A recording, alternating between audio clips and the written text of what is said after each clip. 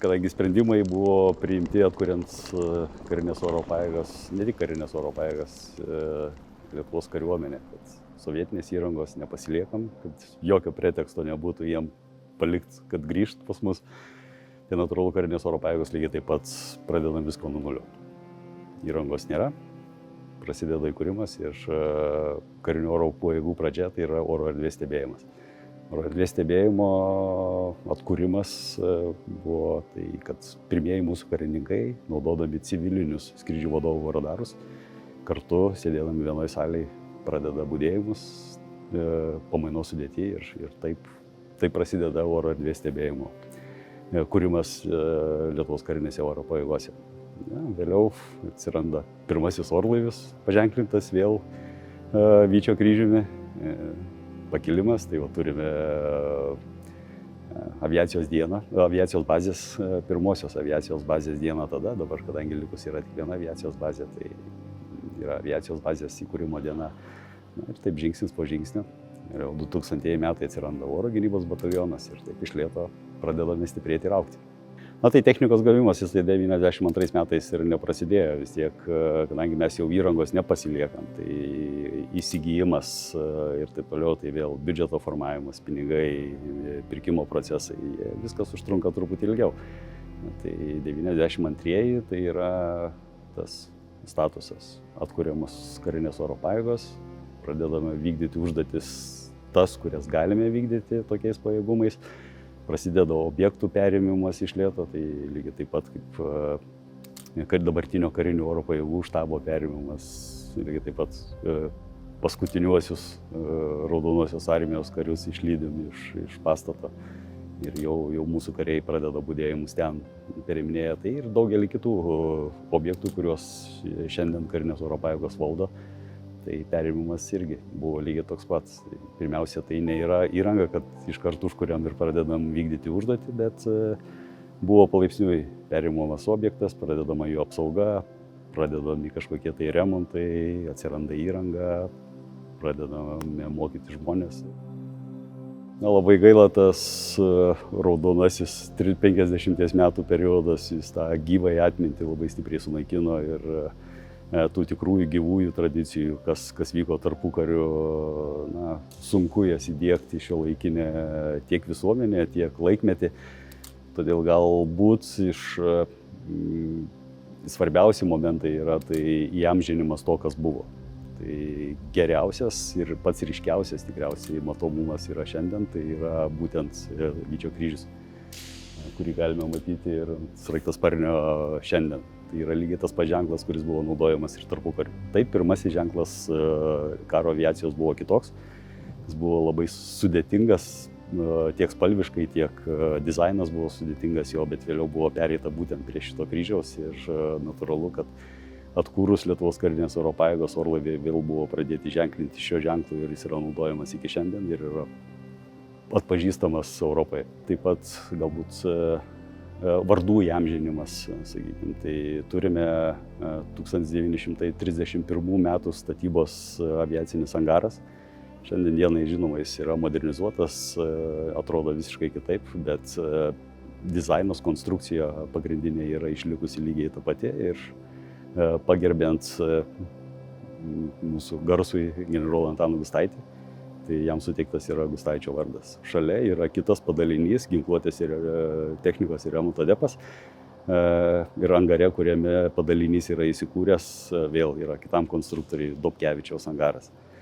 Paskui bendradarbiaujant kartu su Jungtinės karalystės ambasada, turime suteiktą vardą vienam iš peronų, tai Marcinkaus vardas. Tai vardų įamžinimas, atkūrimas, tai yra esminiai dalykai, kur stengiamės taip prisiminti savo istoriją, vertinti ją, rengiame įvairius renginius. Dabartinis batalionas, kuris auga į pulką, oro gynybos perima tradicijas priešlėktuvinės gynybos, kuri buvo įkurta 1935 metais, tam tikrus elementus ir taip toliau. Tai vėl turime padalinį, kuris bando semtis stiprybės iš tarpukario laikmečio.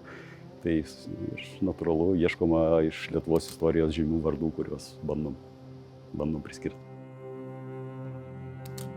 Šiandien dienai turbūt pati efektyviausia ir sistema, kurią mes einame, tai orlaivių pilotai. Tai pradžia yra natūralu per karo akademiją. Kariūnai kartu studijuoja karo akademiją, jungtinė programa su Antano Gustaičio aviacijos institutu. Ir galiausiai baigia studijas ir jiems suteikiamas leitenanto laipsnis ir natūralu jie papuola pas mus. O tolimesnis rengimas priklausomai nuo platformos, su kuria jie skraidys, ar tai būtų sraigtasparnis vieno tipo, kito tipo, ar ten transporto orlaivis atitinkamai pagal jau platformos pobūdį, tipą. Jie yra siunčiami į užsienį teoriniam mokymui ir mokymui treniruoklį, o paskui dažniausiai praktinis rengimas jau vykdomas pas mus. Kaip ir kiekviena techninė profesija, jinai turi tam tikrų rizikų. Tai aviacija vis tiek yra rizikingas užsiėmimas. Bet iš kitos pusės jis yra labai stipriai reguliuojamas tiek įvairiais įstatymais, įvairiom tvarkom, taisyklėm, licenzijavimo būdu specialistai, tiek techninės priežiūros, tiek pačių orlaivių tinkamumas yra vertinamas. Tai yra labai didelis reikalavimas. Iš tos techninės pusės turbūt tie iššūkiai mažėja. Didžiausias turbūt pavojus yra tas žmogiškas faktorius, kurio tikriausiai niekada nenuspėsi ir nesuvaldysi. Gali būti žmogiška klaida, gali būti ir techninė, kaip sakant, klaida, bet dažniausiai vėl kiekvienai tai kažkokiai tai smulkiai techniniai problemai tas pats skraidantis personalas ar techninis personalas, jie yra ruošiami, kad ją išspręsti. Bet tas aviacinis įvykis ar nelaimė, jinai paprastai atsitinka, kai daugelis įvykių susideda į vieną grandinį ir aplinkybės paprasčiausiai priveda prie to, kad taip, mažam vienam įvykiui kažkokiam atsitikus, tai tikriausiai tas pavojus neįvyks.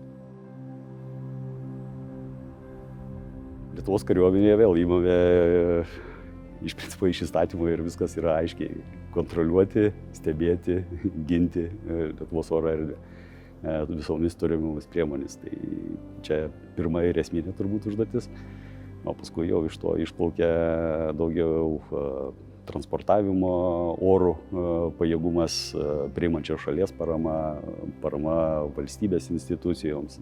Tai yra numatyta įstatymu.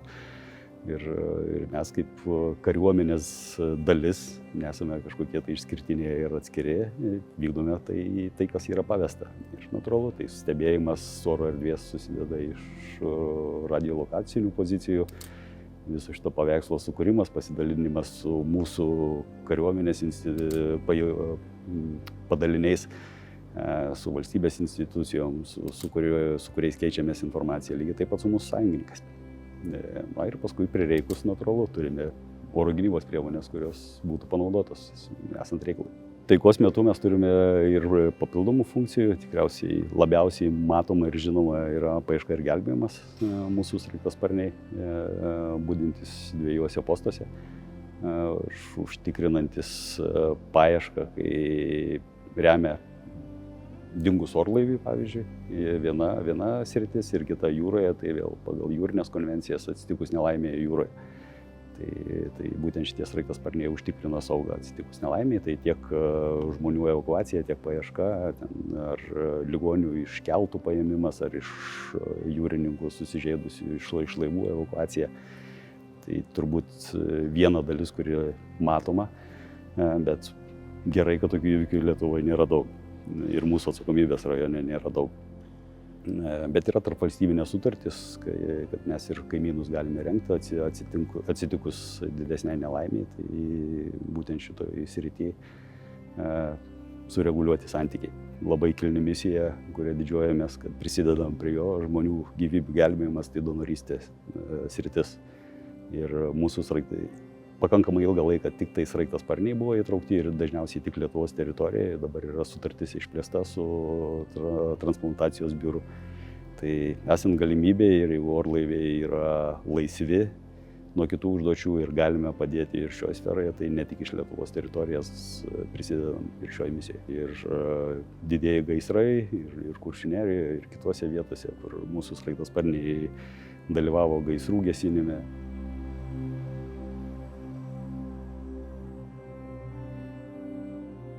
Na, jeigu mes kalbame apie oro gynybą, tai yra truputį daugiau tikriausiai nei apsauga, tai kas yra taikos metu. Ir oro gynybos sistema tai yra pakankamai sudėtingas modelis, kuris realiai apima oro erdvės stebėjimą. Tai yra pirmiausia akis ausis, reikia matyti, kas vyksta, atpažinti tą daiktą, kas, kaip sakant, pažeidžia arba įskrenda į tavo oro erdvę ir toliau turėti priemonės, kad jį arba pašalinti, arba, kaip sakant, nutupdyti ten, kur reikia tau, o ne darytų jisai tai, ką jis nori. Pagrindas yra radiolokacija.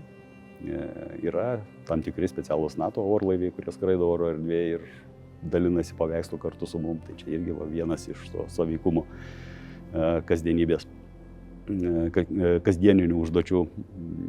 Na, o paskui, jeigu jau klausimas prieina prie neutralizavimo, tai vėl oro gynybos sistema, antžeminės oro gynybos sistema, jinai yra daugiasluoksnė, jeigu nori turėti ją efektyvią.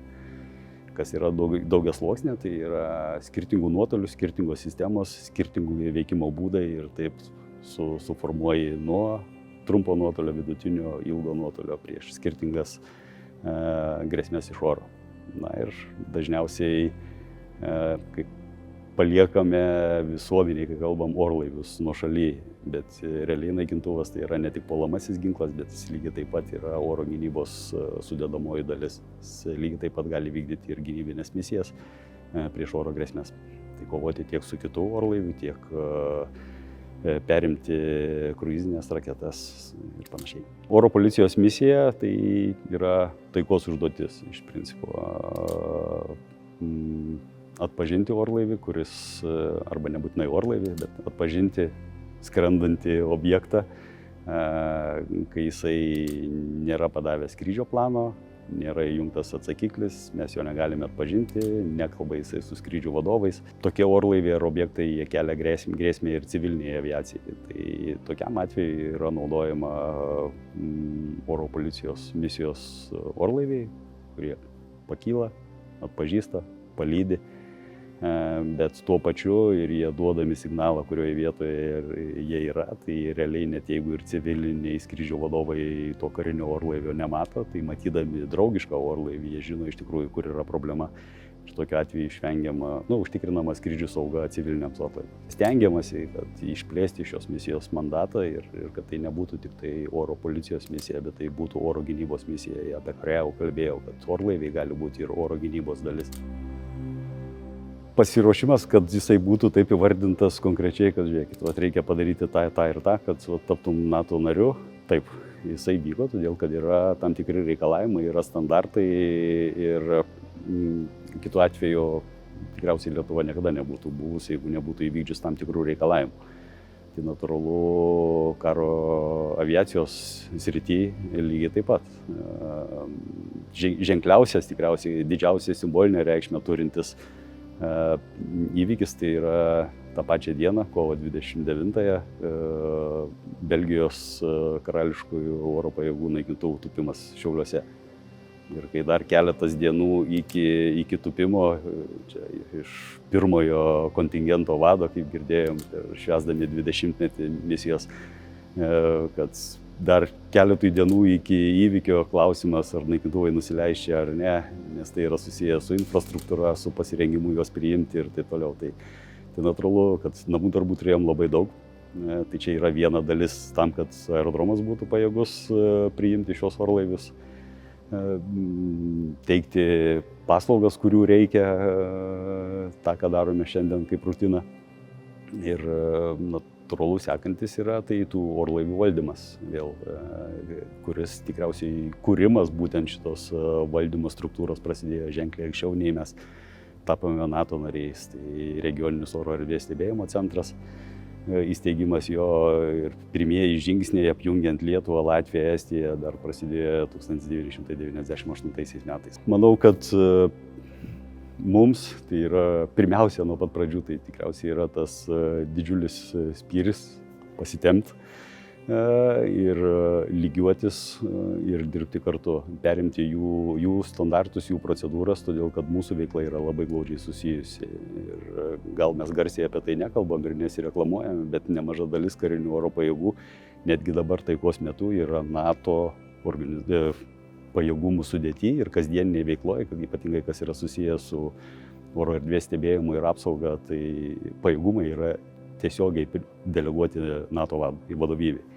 Tai realiai kasdieniniai veikloje mes dirbam lygiai tą patį darbą, ką daro natiečiai ir vadovaujamės tom pačiom taisyklėm, rengiam taip pat savo personalą ir taip vystom ryšių tinklus ir taip toliau. Tai yra toks kelias, kuris mum atsidarė, prie ko mes galėjome prieiti, kas įgalino mus įsigyti įrangą atitinkamą, nes kol nebuvome NATO nariais, tai natūralu tas evoliucijos procesas.